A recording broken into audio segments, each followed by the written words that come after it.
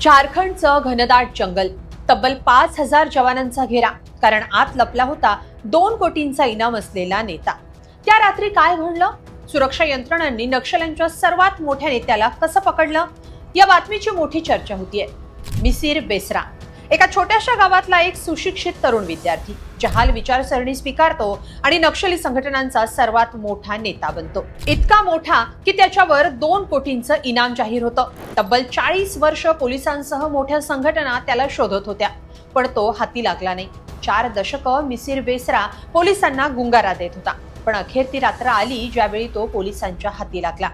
तरुण वयात भूमिगत झालेला तो आता वृद्ध झालाय, पण तरी पोलिसांना त्याला पकडण्यासाठी योजना आखावी लागली. काय घडलं त्या रात्री जेव्हा 2 कोटींचं इनाम असलेला मिसिर बेसरा पोलिसांच्या हाती लागला? घनदाट जंगलात इतकी वर्ष तो कसा जगत होता? आणि महत्वाचं म्हणजे मिसिर बेसराला शोधण्यात त्याच्या मुलाची पोलिसांना कशी साथ मिळाली? सगळं सविस्तर पाहूया या व्हिडिओतून. नमस्कार, मी स्वाती पाटील. तुम्ही ही बातमी पाहताय lokmat.com वर. मिसिर बेसराच्या अटकेनं नक्षलवादाचा एक मोठा अध्याय संपलाय. तब्बल 4 दशकांपासून 4 राज्यांच्या पोलीस दलांना आणि सुरक्षा यंत्रणांना मिसिर बेसरा हुलकावणी देत होता. त्याच्यावर तब्बल 2 कोटी 20 लाख रुपयांचं इनाम जाहीर करण्यात आलं होतं. पण तब्बल 5,000 जवानांच्या व्यापक मोहिमेत सीबीआयचा हा कुख्यात पॉलिट ब्युरो सदस्य आणि शेवटचा सर्वोच्च सक्रिय नेता मिसिर बेसरा अखेर पोलिसांच्या जाळ्यात अडकला. झारखंडच्या धनबाद आणि गिरिडीहच्या सीमेवर मनियाडीह परिसरात संयुक्त सुरक्षा दलांनी सापळा रचून त्याला पकडलं. 28 जुलैच्या मध्यरात्री काय घडलं ते पाहणार आहोत, पण आधी पाहूया मिसिर बेसराला सुशिक्षित तरुण ते नक्षली नेता कसा बनला. झारखंड मधलं पिरताण हे मिसिर बेसराचं मूळ गाव. धनबाद इथल्या पीके रॉय मेमोरियल महाविद्यालयातून त्यानं महाविद्यालयीन शिक्षण पूर्ण केलं.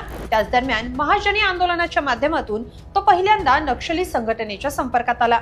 झारखंड, बिहार, ओडिशा आणि छत्तीसगड या 4 राज्यात त्यानं उच्छाद मांडला.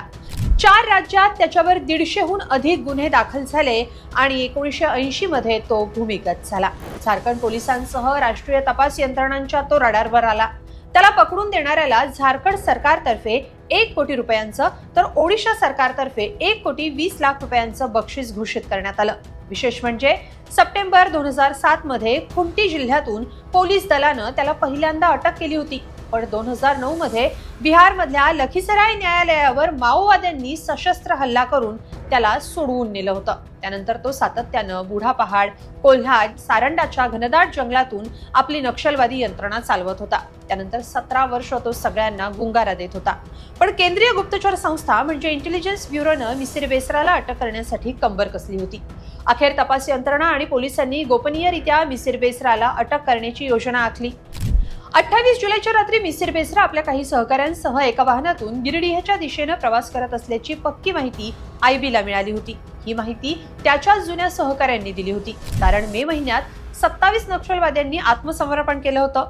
या आत्मसमर्पण केलेल्या नक्षलवाद्यांकडून सुरक्षा दलांना बेसराच्या हालचालींची अत्यंत महत्वाची माहिती मिळाली होती. याच माहितीच्या आधारे पोलिसांनी ही कारवाई केली. 28 जुलैच्या मध्यरात्री तब्बल 5,000 जवानांनी ही मोहीम राबवली. त्यासाठी सारंडा आणि लगतच्या जंगल परिसरात सीआरपीएफ, कोब्रा कमांडोंसह हजारो जवान टप्प्याटप्प्यावर तैनात होते. त्याच वेळेस एक गाडी धावत जात होती. या धावत्या वाहनावर अचूक धाड टाकली आणि बेसराला जवानांनी अटक केली. त्याच्यासोबत मेहनत उर्फ मोचू आणि गौरव या साथीदारांसह इतर दोघांनाही पोलिसांनी ताब्यात घेतलं. मिसिर बेसराच्या अटकेमुळे देशातला लाल आतंकचा मोठा अध्याय संपल्याचं बोललं जात आहे. विशेष म्हणजे मिसिर बेसरा हा सध्या सीपीआय माओवादी संघटनेच्या सर्वोच्च निर्णय मंडळ असलेल्या पॉलिट ब्युरोचा एकमेव सक्रिय सदस्य मानला जात होता. गेली 40 वर्ष मिसिर बेसरा जंगलात सक्रिय होता, पण या दरम्यान त्याचा एकुलता एक मुलगा सिद्धार्थ त्याच्याकडे परत येण्यासाठी झटत होता. मिसिर बेसराचा मुलगा सिद्धार्थ मजुरीचं काम करतो. तो 5 वर्षांचा असताना त्याची आणि वडिलांची भेट झाली होती. मिसिरचा मुलगा सिद्धार्थनं त्याला आत्मसमर्पण करण्यासाठी भावनिक पत्रही लिहिली.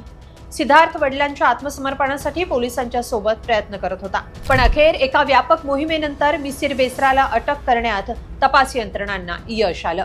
झारखंडच्या घनदाट जंगलात राबवलेल्या या मोहिमेमुळे तिथला उरला सुरला नक्षलवाद संपुष्टात आल्याचं बोललं जात आहे. मिसिर बेसराच्या या सगळ्या अटकेबद्दल आणि पोलिसांच्या मोहिमेबद्दल तुम्हाला काय वाटतं? कमेंटमध्ये नक्की लिहा आणि lokmat.com ला सबस्क्राईब करा. धन्यवाद.